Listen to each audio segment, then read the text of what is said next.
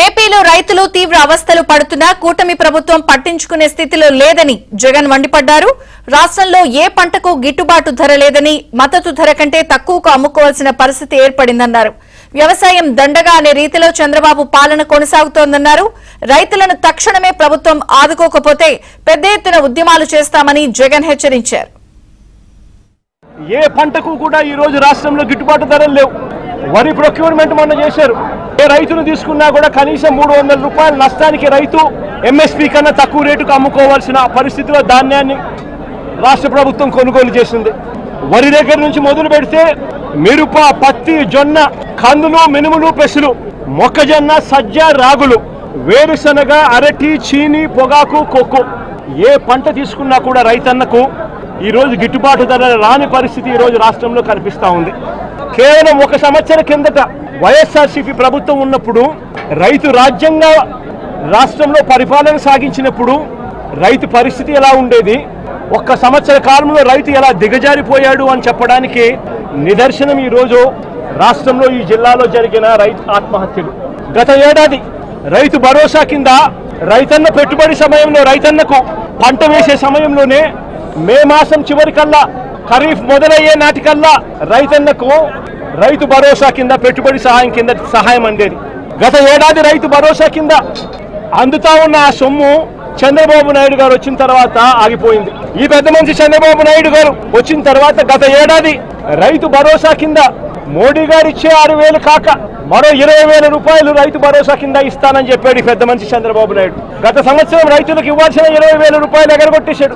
ఈ సంవత్సరం కూడా జూన్ 10వ తారీఖున మోడీ గారు ఇవ్వాల్సింది ఇచ్చేసింది, చంద్రబాబు నాయుడు గారు ఇవ్వాల్సింది మాత్రం ఎగరగొట్టిన పరిస్థితుల మధ్య ఈ రోజు రాష్ట్రంలో వ్యవసాయం జరుగుతూ ఉంది.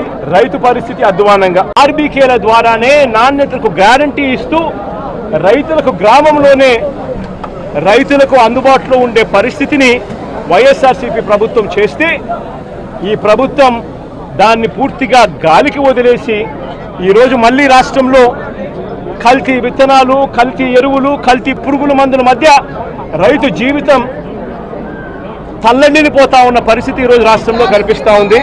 రైతులకు ఈరోజు అన్ని రకాలుగా కూడా నష్టమే తప్ప వ్యవసాయం దండగా అన్న పరిస్థితిలో చంద్రబాబు నాయుడు గారి పాలనలో జరుగుతూ ఉంది.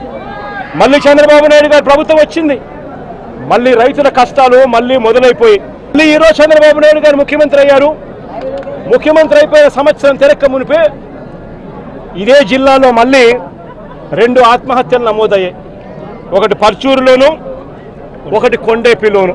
ఎక్కడైనా కూడా పొగాకు రేటు పెరగాలి, కానీ రైతు కర్మ ఏమిటి అంటే చంద్రబాబు నాయుడు ముఖ్యమంత్రి కావడం, దాని దెబ్బకు రేట్లు గత సంవత్సరం 366 రూపాయలు కేజీ ఉండాల్సింది ఇంకా పెరగాల్సింది పోయి ఏకంగా 200 రూపాయలు కూడా రైతులకు గిట్టుబాటు కాని పరిస్థితిలో ఈరోజు రైతులు అమ్ముకుంటా ఉన్న పరిస్థితి ఈరోజు కనిపిస్తూ ఉంది.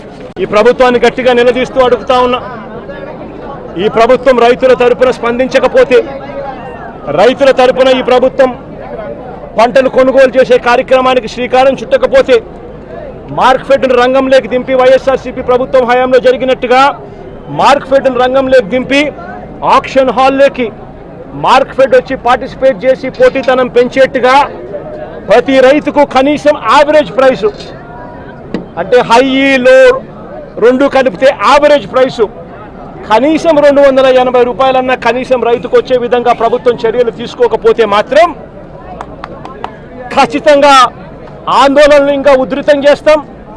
రైతుల తరపున వైఎస్ఆర్సీపీ పార్టీ గట్టిగా ఉద్యమిస్తుందని చెప్పి చంద్రబాబు నాయుడు గారికి ఇక్కడ నుంచి వార్నింగ్ ఇస్తా ఉన్నాం.